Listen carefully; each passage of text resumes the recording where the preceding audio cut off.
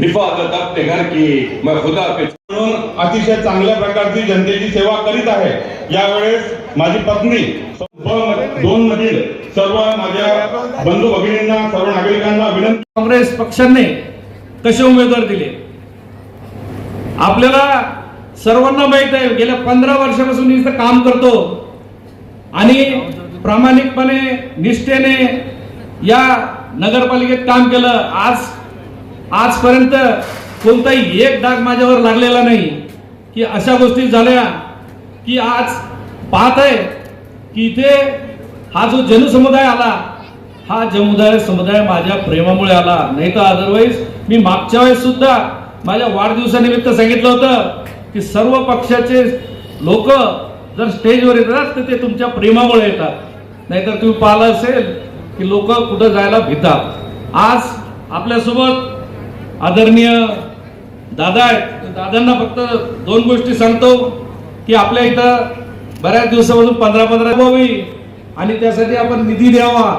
मी तुम्हाला सांगू इच्छितो की तुमच्या जनतेचा आशीर्वाद जर मला मिळाला, नक्कीच आपण इथं चांगल्या मताने राष्ट्रवादी काँग्रेस पक्ष विजयी होईल।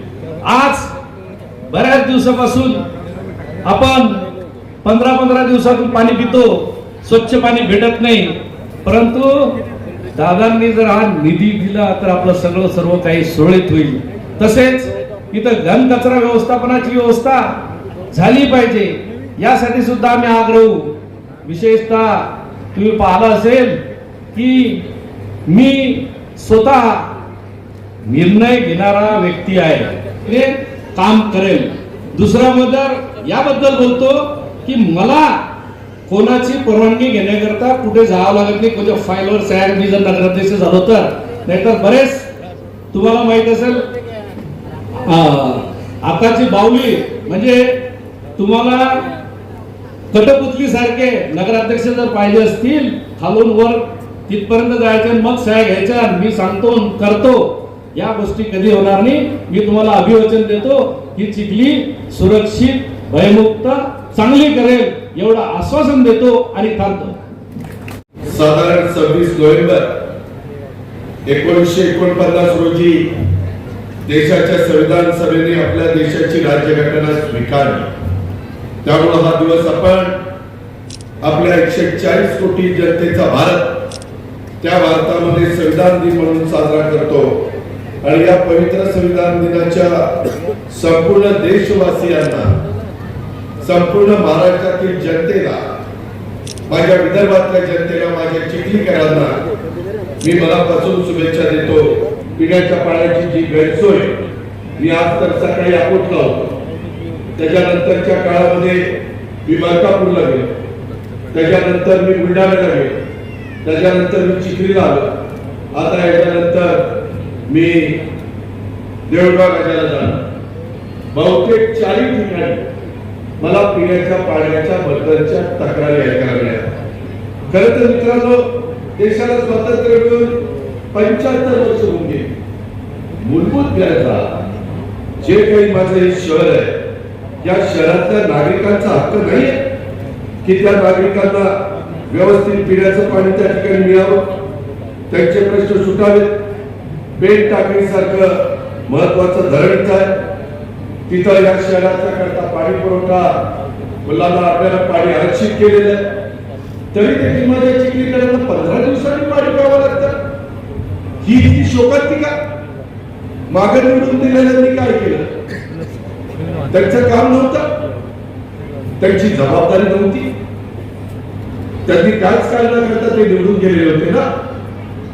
जर आपण निवडून दिलेल्या नगराध्यक्ष किंवा नगरसेवक नगरसेविका आपले मूलभूत प्रश्न सोडू शकत नसतील तर त्यांना आपल्या सगळ्यांचं प्रतिनिधित्व करण्याचं काय कारण?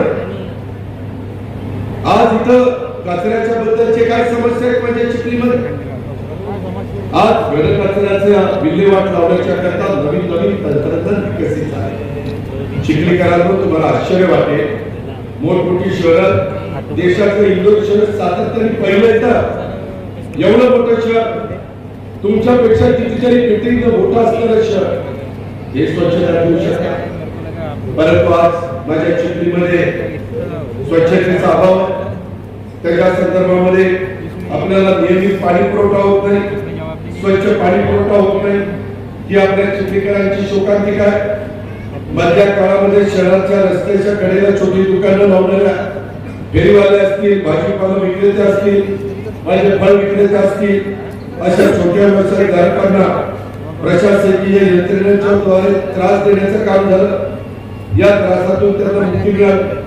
मित्रांनो, मी चिखलीमध्ये येऊन काही पहिल्यांदाच अशा पद्धतीची समावेश भाषा चांद्यापासून बाजारपर्यंत अनेका गेल्या 35 वर्षाच्या राजकीय जीवनामध्ये अनेक शहरांच्या मध्ये मी गेलेलो आहे.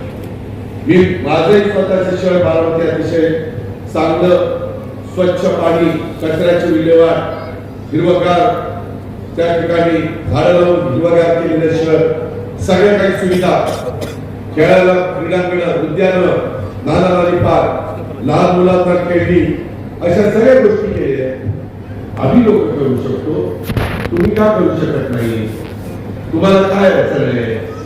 तुम्ही अशा लोकांच्या हातात सूत्र का देत नाही?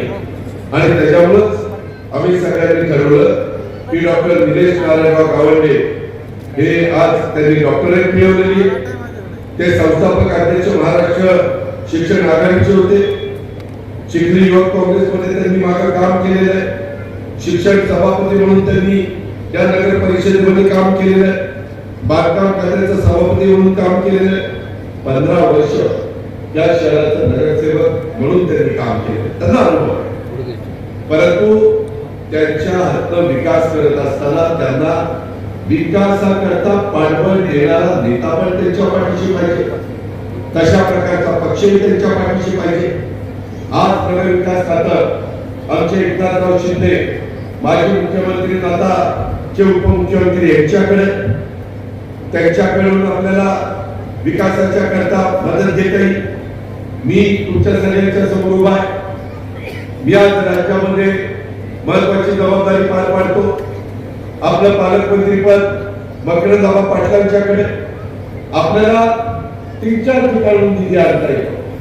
एक म्हणजे केंद्र सरकारकडून आणता येतो, दुसरा म्हणजे राज्य सरकारकडून आणता येतो, तिसरा म्हणजे डीपीडीसी मधून आणता येतो, आणि चौथा म्हणजे CSR मधून आणता येतो. ज्या कंपन्यांचं उत्पन्न करोडो रुपये असतं त्यांना त्यांच्या नफ्यातलं 2% CSR देण्याचा अधिकार.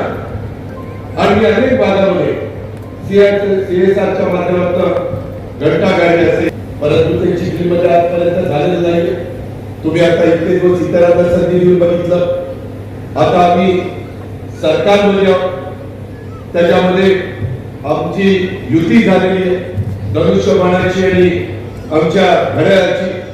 त्याच्यामुळं उद्याच्याला एकनाथराव शिंदे, मी, आम्ही दोघेही आमच्या डॉक्टर निलेश गावंडेंना मदत करू.